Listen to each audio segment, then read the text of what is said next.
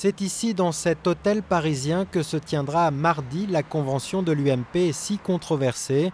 Au menu, 2 simples tables rondes, l'une sur l'histoire de la laïcité et l'autre sur la place de l'islam en France.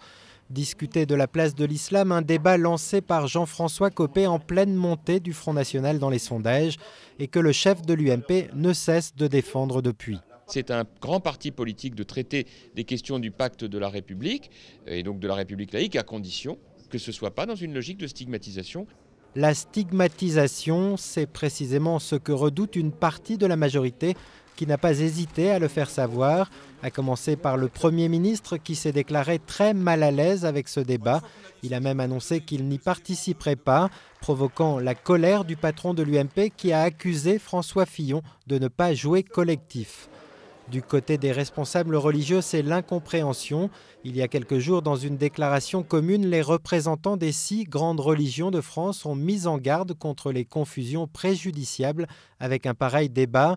C'est au sein de la communauté musulmane que l'inquiétude est la plus forte.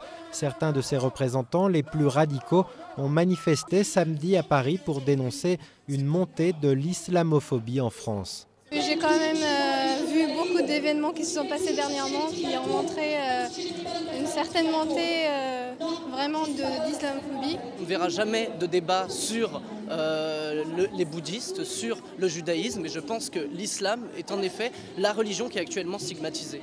Au final, sous la pression de l'Élysée, une douzaine de ministres ont tout de même répondu présents pour éviter un total fiasco.